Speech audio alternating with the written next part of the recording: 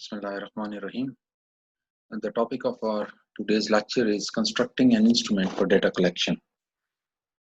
Now, during the research, while initiating any research, you should decide what sort of data, what type of data you might be collecting, what is uh, the major different types of data that is going to be incorporated into your results, based upon which your discussions will be made out.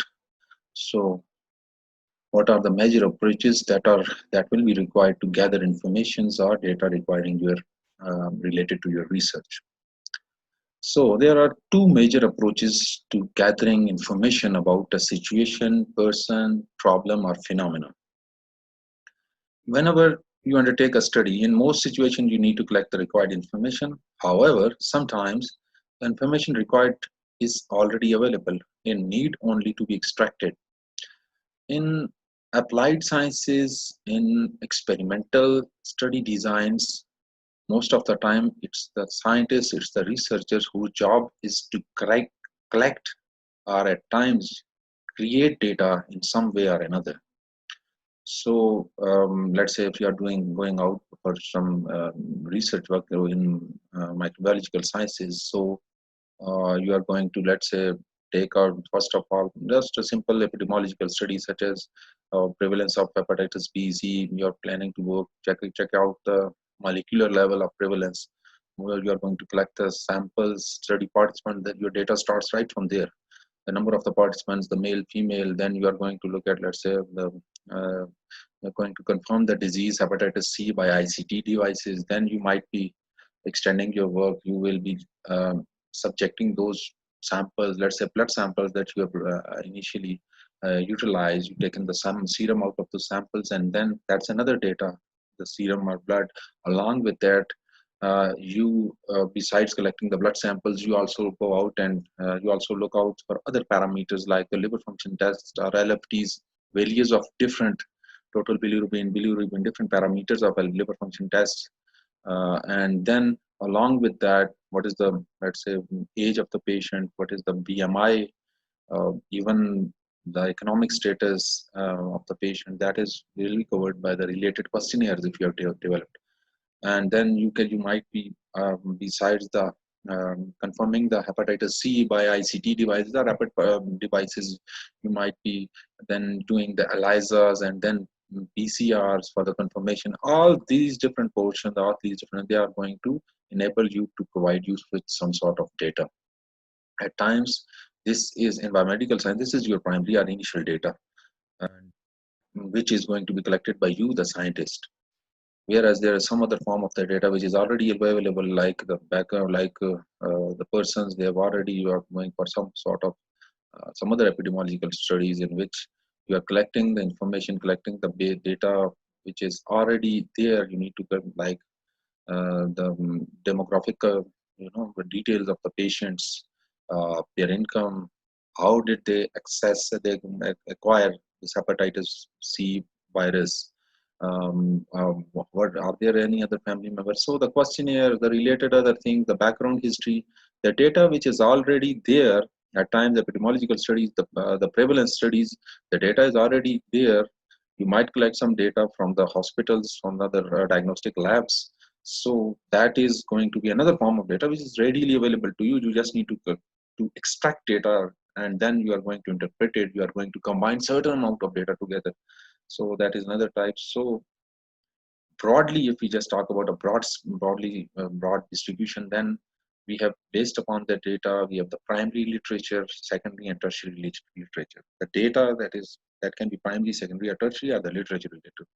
Primary literature, broadly, this is another broad view of the data availability or literature availability, is original research articles, new scientific discoveries, the proceedings of a conference, a workshop, that are, that has been some original article, original recent novel findings, they are presented in somewhere, that is regarded as the primary data.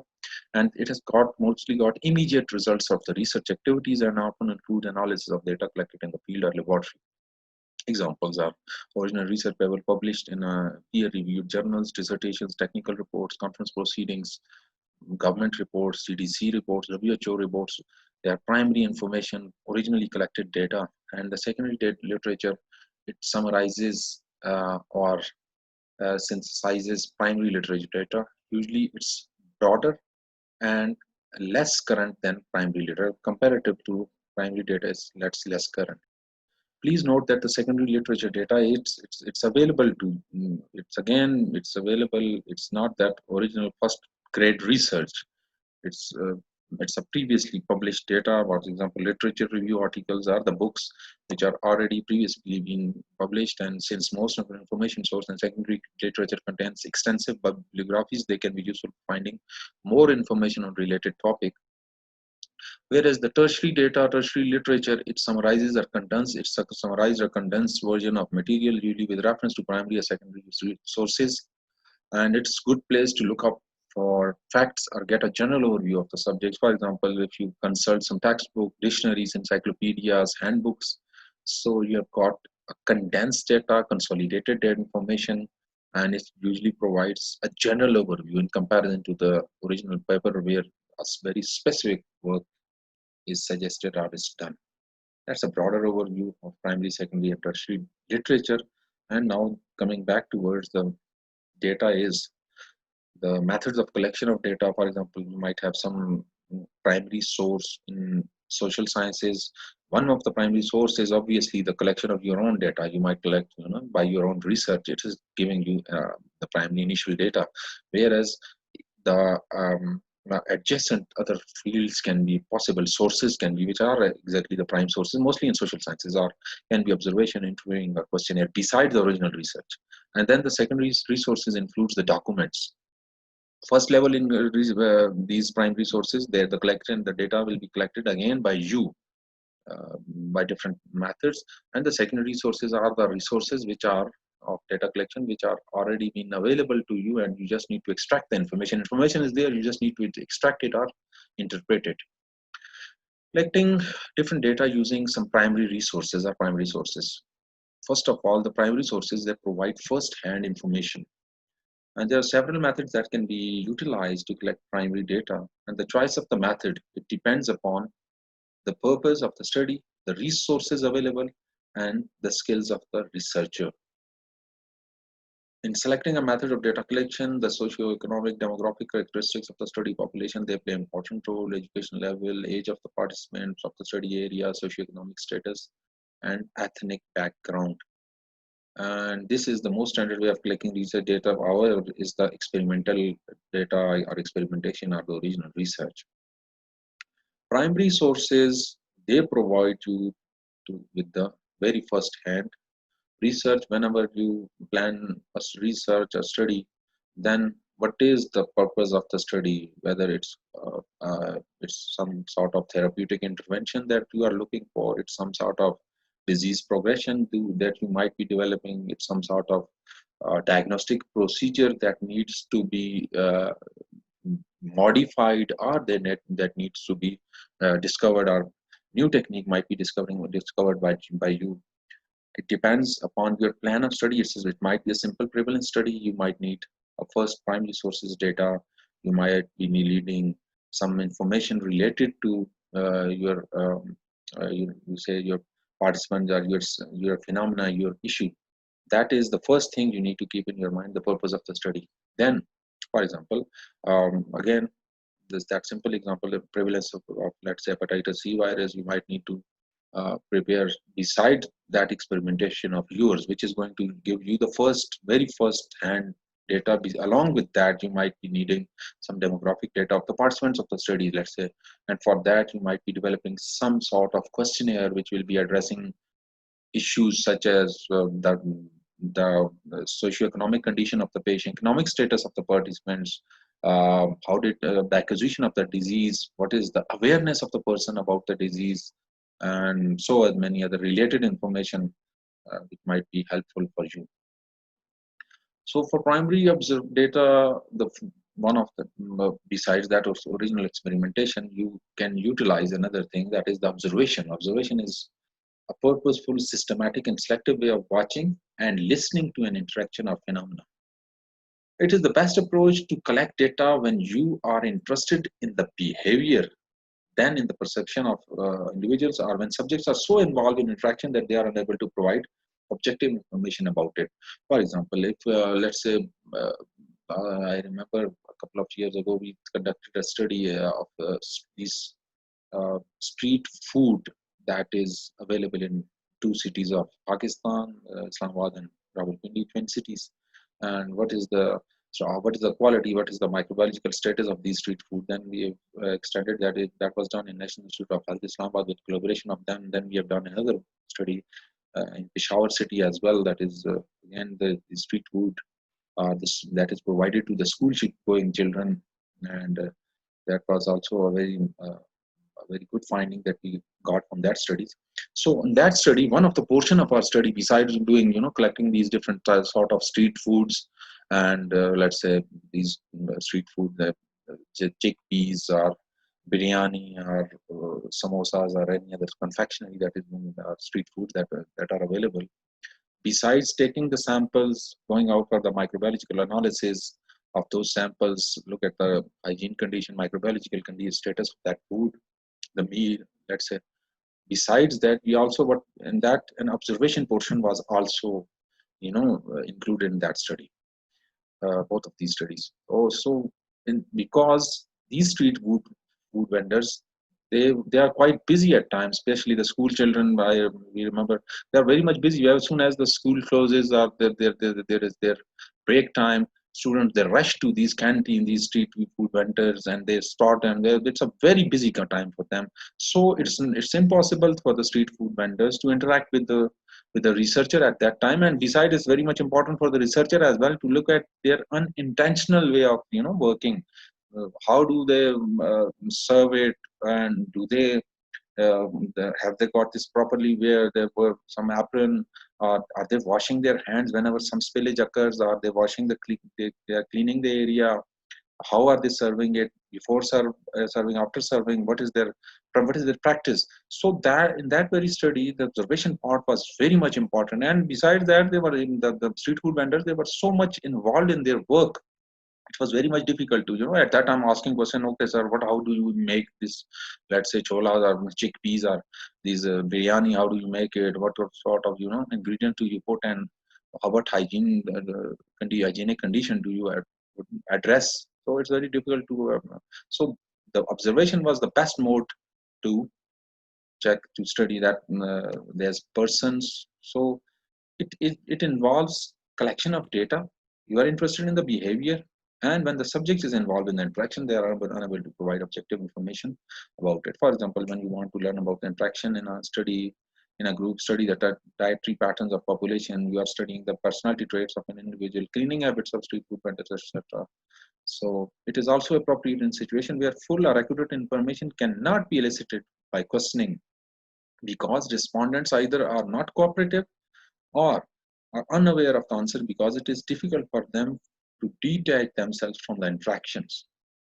So whatsoever interactions they might be having, a street food vendor might be selling, preparing his food, his meal for the customers, or there might be some other phenomena that might be occurring, because of which the person, your study participant, is very much involved in that activity, and it's too difficult to interact with him, to detach him from that activity. And that is important for your study as well. So it's better for that kind of work that you utilize observation.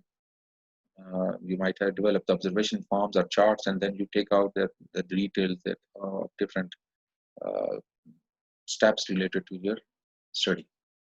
Types of observation can be two major types: participant observation and non-participant observation. Participant observation: researcher participates in the activities of the group being observed as its members. For example, you might be want to examining the reactions of the general population towards people in vehicle.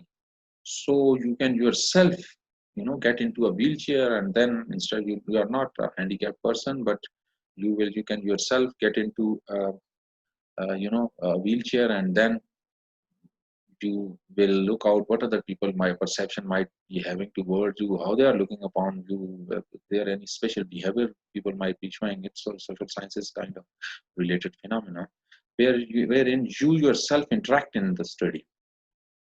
The second type of data related to observation includes the non-participants observation.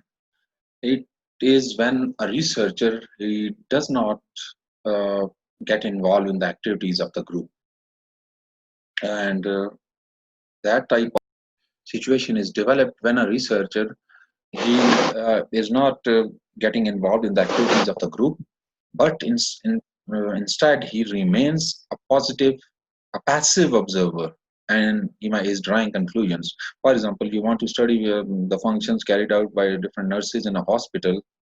As an observer, you could watch, follow, and record the activities as they are performed. And you just observing the person. That is again the street food vendor type of activity where you are just observing the persons. You might be observing some hygienic habit or microbiological, you know, cautions or precautions the person is adopting or not. So that is a non-participant observation that can be rendered. Now, this is there might be certain problems or issues with using observation your tool of collecting the SAM data. The very first one is called as the Hawthorne effect. Is whenever you are observing a person, you are whether you are participating it in the session or not, he becomes aware. Whenever a person becomes aware that he's being observed, that might lead to a change in his or her behavior. That's a very much, a person, he might not be, observing the standard hygienic practices, let's say, while serving the meal, but as soon as he or she realizes that they are being observed, then they might get, at times more confused. They might get, they might be following the standard operating procedure on intentional purpose, which they might not be following under normal circumstances. So depending upon the situation, this change could be positive or negative. It may increase or decrease the productivity of the person, and the use of observation in such a way may introduce distortion, may not represent a normal behavior of the person. So there is all another. So that's the first one, Hawthorne effect, that might be observed in such kind of data collection. Uh, then there is always a possibility of observers biasness. Sometimes the observer or researcher, they might be looking out only the negative, let's say, points of their, related to their work. They might be just observing. They might arise some sort of biasness in the researcher's minds, which might lead to the the observation data, which might not be authentic. And the interpretation drawn for observation may vary from observer to observer. That is the problem with observation, that one researcher, he might observe something, and another person, he might be conducting the similar sort of study. He might be observing, he might be concluding some other results. So it varies from person to persons. And then there is a possibility of incomplete observation as well. An observer may keenly watch, but at the expense of detailed recording. The opposite problem may occur when the observer takes detailed notes in doing so, but misses an important part of the interaction. That happens. You might be looking down toward, you might have, assessed a person's overall his style, his decorum, his way of standing, observing the standard operating procedure. As soon as you start noting down, you are taking the different points in your notebook, and at that very moment, possibly the person might not be observing the standard operating procedure at that particular point of time. So you might miss that, observation. So that is the problem. It's not a recorded, detailed recorded version where you look at it later on. So it's most of the time it's live, real time work that involves. Another way of collecting the primary data includes conducting an interview. And this is most commonly used of collecting information from other people. Any person-to-person interaction, either face-to-face or otherwise, between two or more individuals with a specific purpose in mind is called an interview. And interview is, mostly conducted in social sciences and other sciences and microbiological sciences. We don't really conduct, these, although these, there this piece, particular piece of time. Interviews of the researcher, they are important. They might provide you with new insight into the information. They can be quoted as well at times, because that is digitally available on some sites. They can be referred to. So, but it is still not that much in practice. However, in social science and other sciences, it's very much in, and most of their, that information depends upon that.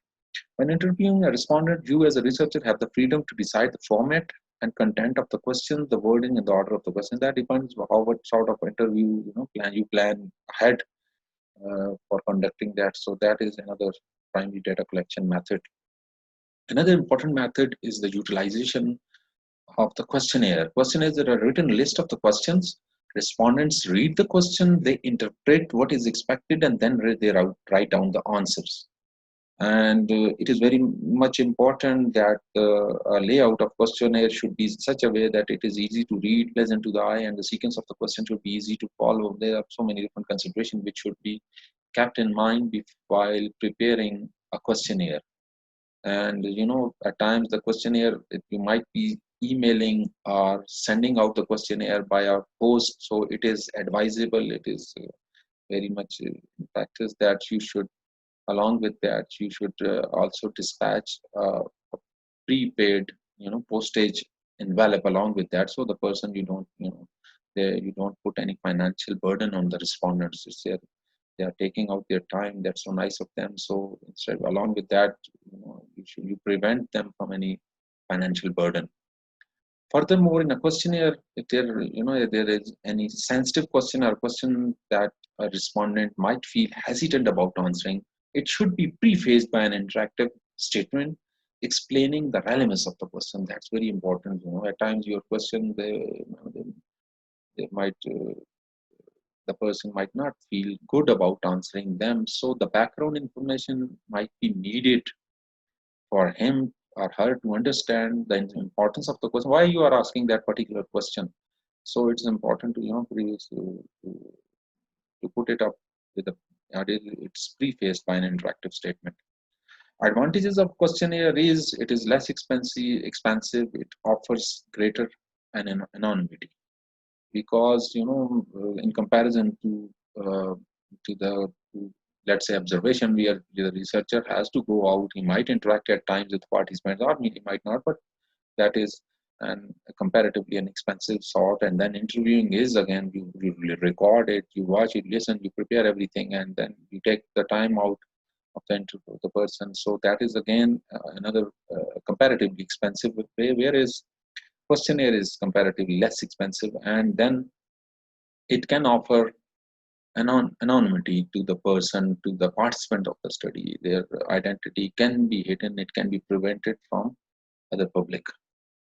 Ways of administering a questionnaire: one way is, let's say, the mailed questionnaire, like I told you in the previous slide. You might have, for that mailed questionnaire, what you do is these days, besides the postage or mailed questionnaire, you can simply email. So you need to have access to the respondent's addresses or email address for the emails. And usually a prepaid self-addressed envelope with a questionnaire sent. A mail questionnaire must be complete by a covering letter. And that is another thing you should, along with the questionnaire, at times you should include a covering letter providing details of your study, the background information, some, real importance of your study. Why is it important, and how important uh, is the respondents or the participants, his information is for your study? Why is it so important? You need to provide that information as well. And along with that, at times you need to send in the consent form as well. You need to ensure the privacy of the participant as well. Now, one of the major problems with the administering a questionnaire is the low response rate, because at times people, they don't respond to you at all by email or email addresses. It's up to them whether they are going to they respond to it or not. Another, collective administration. It is achieved by a captive audience such as students in a classroom. That's another approach, for a questionnaire. Let's say you've got a captive students in a classroom, or people attending a purge function, or participants in a program.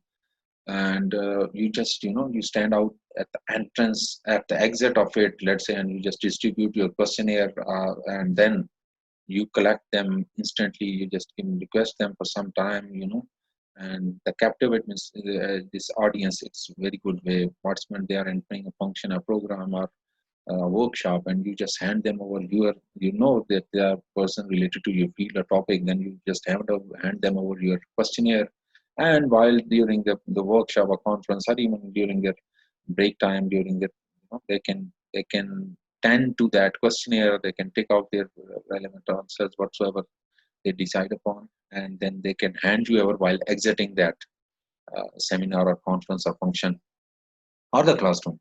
This ensures a very high response rate, as you will find few people refuse to participate in your study, and one can personally explain the purpose, relevance, and importance of the study and clarify any questions that the respondents might have in their minds. For example, this is sort of a questionnaire that was developed for a previous study, different class, institution, gender, age, and the question is, what do you know about hepatitis C virus? Do you think it causes life-threatening disease? It can be different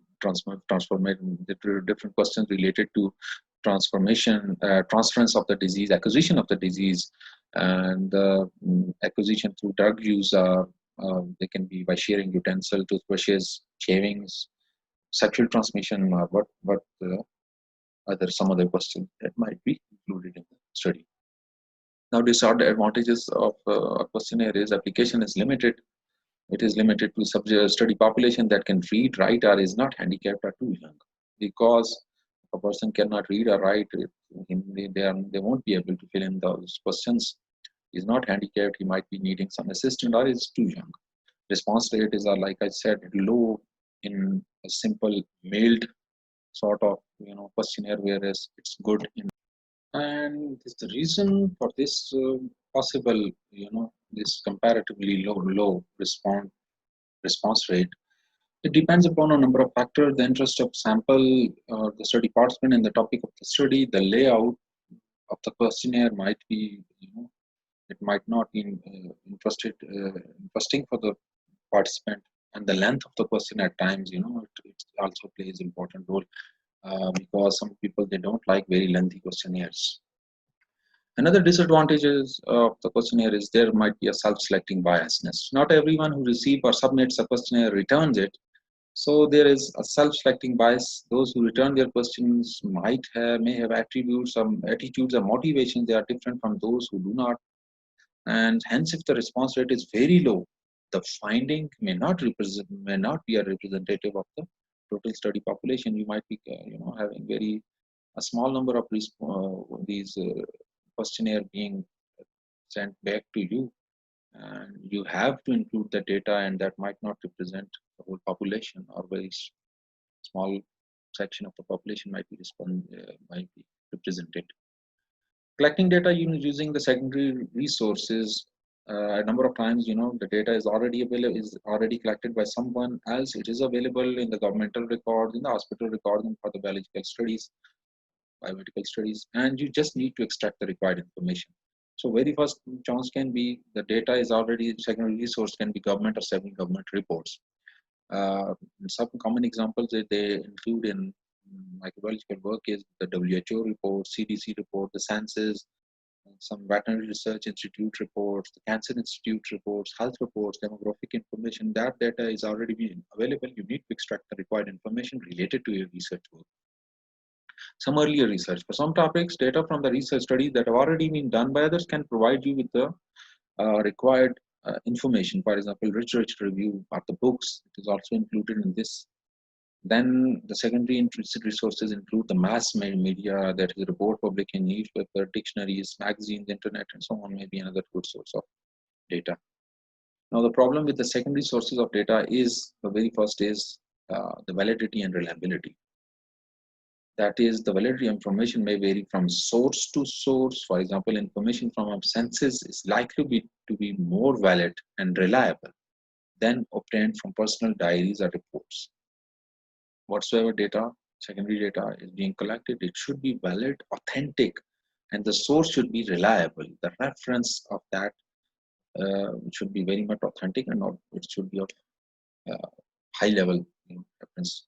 Personal biasness, the use of information from personal diaries, newspaper, magazine may have problem of personal biasness, as these writers are likely to exhibit less rigorousness and objectivity than one would expect in research reports, because there might be some sort of interest of themselves. They might be boasting their themselves. They might be supporting some phenomena, and that if you conclude information from personal diaries or newspaper magazine, that might be uh, there might be facilitating their agenda as well. So personal biasness maybe it can be involved.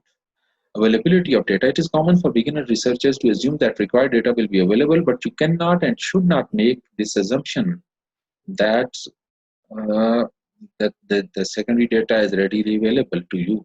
It's not that much easy. It's not that much feasible to collect the data, and one should not just plan the study based upon this. Okay, we have got this secondary data information, everything is very easier to collect. I'll get all the reports, they are available online, it won't be difficult for me to collect that information. It's not all That's not the case. It's not always the case, and at times very obvious data that you might be considering, it might be very difficult to collect or very difficult to interpret as well. So that is also important with secondary sources data. Thank you so much for listening to the talk.